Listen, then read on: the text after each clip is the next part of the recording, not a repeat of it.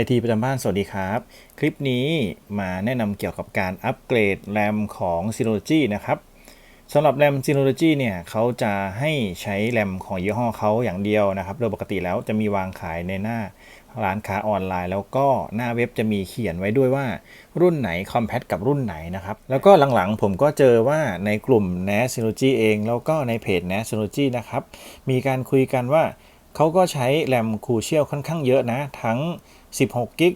แล้วก็8กิกทั้งบัส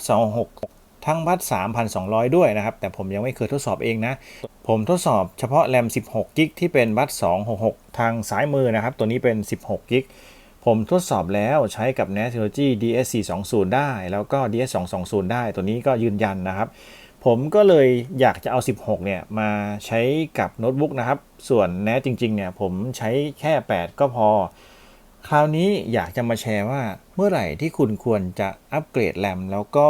อัปเป็นเท่าไหร่ดีนะครับจากที่ผมทดสอบมาถ้าเกิดว่าไม่ได้ใช้ฟังก์ชันหนักๆไม่ได้ใช้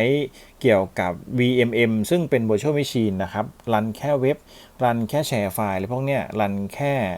Synology Drive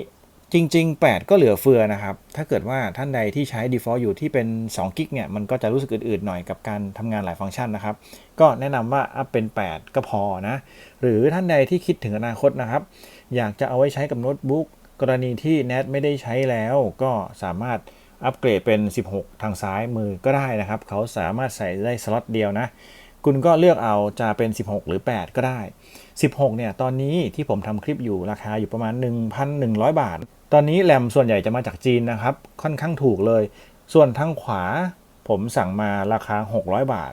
มีส่วนลดก็เหลือประมาณ550นะครับตัวนี้8กิกนะครับ550 บาทผมก็เลยถือโอกาสสั่ง8กิกมาก็พอเพราะว่าผมเอามารัน Synology Drive แล้วก็เอามารันทดสอบเฉยๆนะครับก็เพียงพอใจนึงก็อยากเป็น16เหมือนกันแต่ก็ไม่ได้จำเป็นเท่าไหร่นะครับ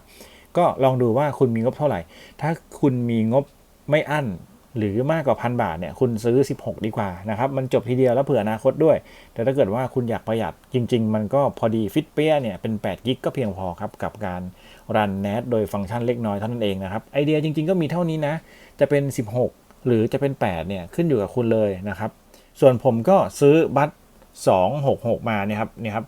2,666นะก็เพียงพอผมไม่อยากไป3,200เพราะว่ากลัวมันจะใช้ไม่ได้แต่เห็นเขาคุยกันในบอร์ดนะว่าใช้งานได้นะครับตอนนี้เท่าที่เห็นในร้านเนี่ยก็คือบัตร266เนี่ยค่อนข้างขายดีเหลืออยู่ไม่กี่ร้านหรอกผมใส่ลิงก์ไว้ให้ใต้คลิปเช่นเดิมนะครับคุณสามารถที่จะเลือกซื้อได้ตามร้านที่ผมใส่เอาไว้ให้คือผมเลือกแล้วก็เป็นร้านไทยด้วยส่งเร็วนะครับส่วนผมเนี่ยผมทดสอบแรมตัวทางซ้ายมาแล้วนะครับแล้วก็คลิปนี้จะมาทดสอบแรมตัวทางขวาให้ชมถ้าเกิดว่าใส่ได้ปกติเนี่ยก็ถือว่ายืนยันครับสามารถสั่งซื้อได้เหมือนผมเลยตอนนี้แรม Synology ของผมก็คือเหลือแค่2กิกนะครับผมไม่ได้ใส่แรม16เข้าไปแล้วนะเรามาดูข้อมูลตรงนี้ได้เลยนะครับจะสังเกตว่าแรมเป็นค่า default นะครับ2048เหลือ2กิกที่ติดมากับบอร์ดเท่านั้นเองเดี๋ยวผมจะใส่แรมขนาด8กิกเข้าไปเพื่อยืนยันนะครับตอนนี้ก็ใส่แรม8กิกเข้าไปแล้วนะครับขนาด8กิกอยู่ด้านในนะครับผมใส่แรมคูเชียล8กิกเข้าไปที่ NAS Synology DS420 Plus ก็บูตไม่ขึ้นครับตามนี้เลยไม่แน่ใจว่าชิปเขาไม่เข้ากันหรือยังไงนะครับก็ยืนยันว่าแรม8กิกใช้งานไม่ได้ครับ NAS Synology DS220 ก็กลับมาใช้แรม Kingston HyperX 8กิกเช่นเดิมนะครับสามารถใช้งานได้รวม10กิกนะครับส่วน NAS Synology DS420 Plus ก็กลับไปใช้แรม Crucial 16กิกนะครับได้รวมเป็น18กิกหลังจากที่ทดสอบอัปเกรดแรมให้ NAS Synology ทั้ง DS420 Plus แล้วก็ DS220 Plus นะครับก็ได้ผลตามนี้นะครับสำหรับ DS 420 Plus ที่ผมเคยใช้ไปเคยแนะนำไปก็คือ16กิกบัต266 DDR4 ตัวนี้ใช้งานได้นะครับทดสอบล่าสุดก็สามารถใช้งานกับเฟิร์มแวร์ล่าสุดของ DS 420 Plus ได้ตัวนี้นะครับสามารถสั่งซื้อได้เลยส่วนตัวล่าสุดที่ผมตั้งใจจะซื้อมาแทนนะครับ ตัวนี้8 g b DDR4 2666ใช้งานไม่ได้ครับใช้กับ NAS Synology DS420 Plus ไม่ได้นะครับสำหรับลอมตัวล่าสุดนะแล้วก็ผมลองเอาไปใช้กับ DS220 Plus ก็ไม่ได้บูตไม่ขึ้นนะครับตัวนี้ยืนยันว่า8 g b ใช้ไม่ได้ครับอย่าซื้อนะท่านใดที่ต้องการเอามาอัปเกรดแรมให้ NAS Synology นะครับขอบอกว่าใช้งานไม่ได้ส่วนผมเคยใช้ตัวนี้นะครับแรมซึ่งเป็น Kingston HyperX ขนาดความจุ8 g b นะครับวัด266เช่นเดียวกันก็ใช้งานได้ครับตัวนี้ยืนยันแต่ว่าตัวนี้ผมไม่แน่ใจว่ามีขายหรือเปล่าเพราะว่าผมซื้อมานานแล้วนะครับตอนนี้เห็นวางขายหลายยี่ห้อเลยนะ HyperX แต่ไม่แน่ใจว่ารุ่นไหนนะครับก็ถือว่าวัดดวงนะถ้าเกิดท่านใดที่กำลังจะซื้อ